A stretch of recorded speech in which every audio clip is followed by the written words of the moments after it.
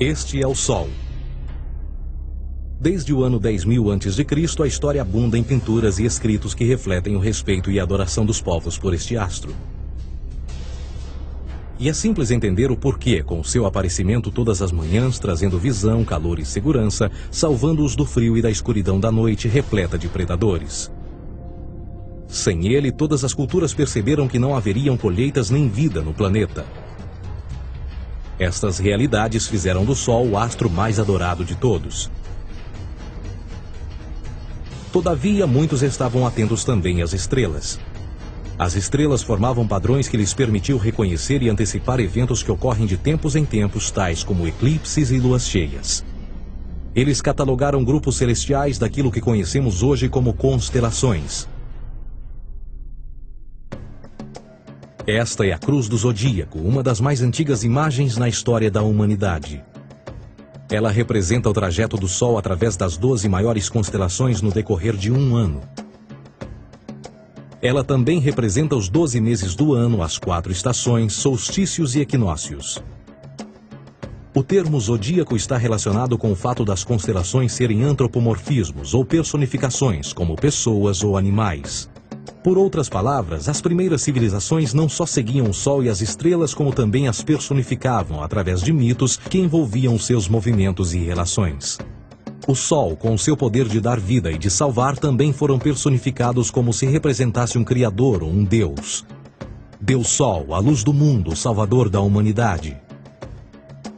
Igualmente, as 12 constelações representaram lugares de viagem para o Deus Sol e foram nomeados por elementos da natureza que aconteciam nesses períodos de tempo. Por exemplo, Aquários, o portador da água que traz as chuvas da primavera.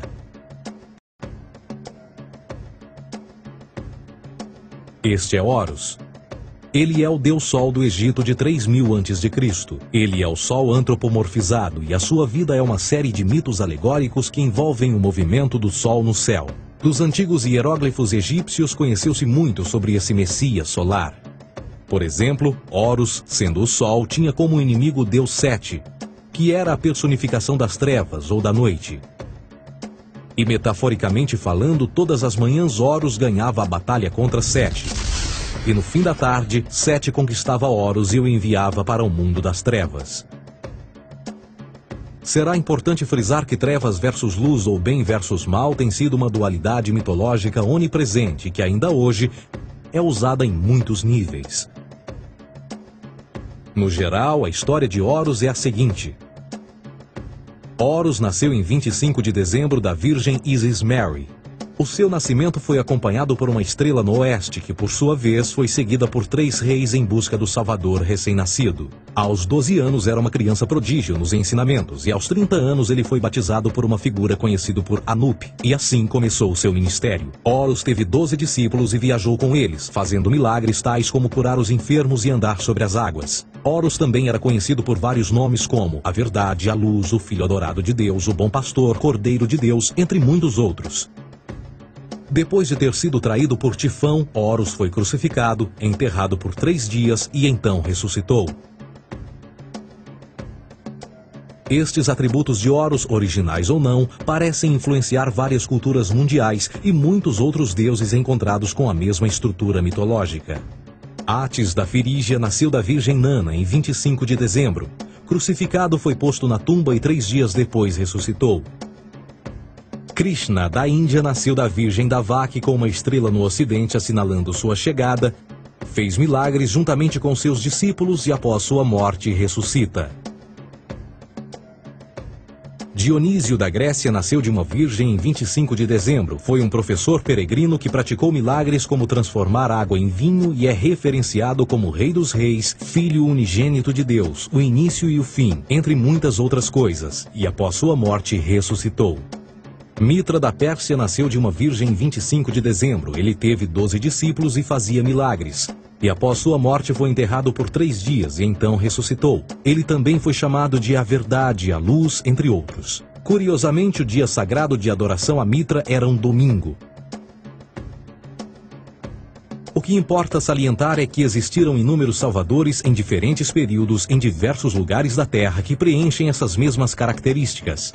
A pergunta que não quer calar: o porquê desses atributos? Por que o nascimento de uma virgem em 25 de dezembro? Por que a morte e a ressurreição após 3 dias? Por que os 12 discípulos ou seguidores? Para descobrirmos, vamos examinar o mais recente dos Messias solares.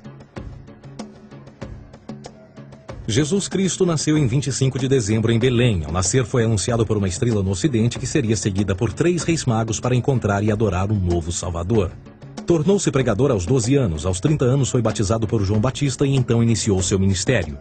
Jesus teve 12 discípulos que viajaram com ele praticando milagres como curar doentes, andar sobre a água, ressuscitar mortos. Ele também é conhecido como Rei dos Reis, o Filho de Deus, a luz do mundo, o início e o fim, o Cordeiro de Deus, entre muitos outros. Depois de ter sido traído por seu discípulo Judas por 30 moedas de prata, ele foi crucificado, posto em uma tumba e após 3 dias ele ressuscitou e ascendeu aos céus.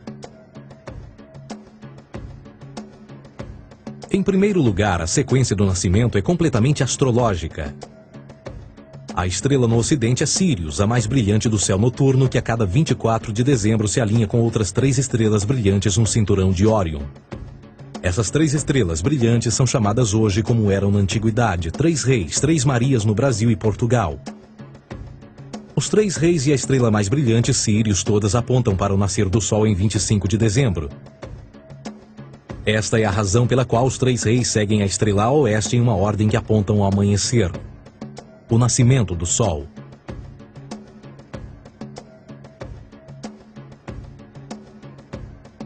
A Virgem Maria é a constelação de Virgo, também conhecida como Virgo, a Virgem. Virgo em latim significa virgem. Virgo também é conhecida como a Casa do Pão. E a representação de Virgo é uma virgem segurando um feixe de espigas de trigo. Esta Casa do Pão e o seu símbolo das espigas de trigo representa agosto e setembro, a época das colheitas. Por sua vez, Belém é a tradução ao pé da letra de a Casa do Pão.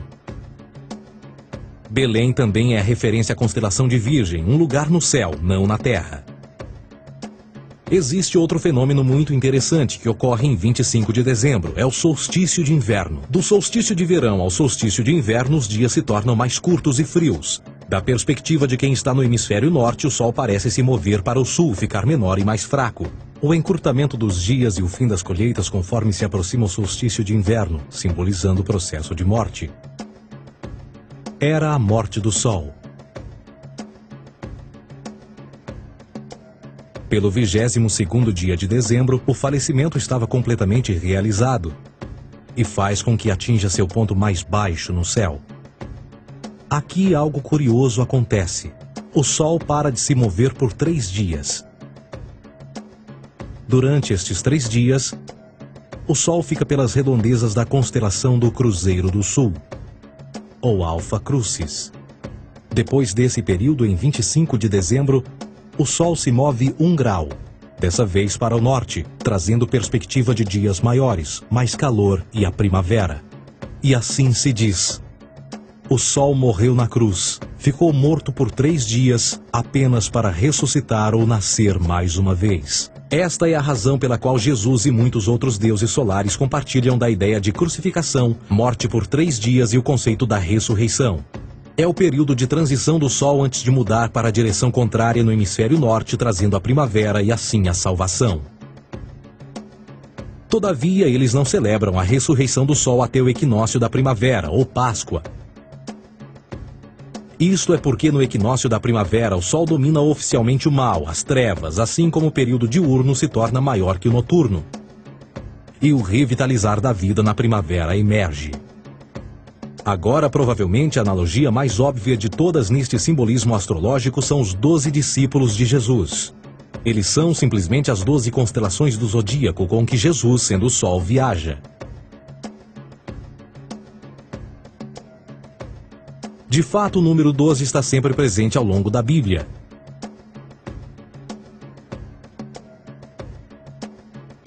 Voltando à cruz do zodíaco, o elemento figurativo da vida é o Sol. Isto não é uma mera representação artística ou ferramenta para seguir os movimentos do Sol. Era também um símbolo espiritual pagão. Uma logografia similar a isto.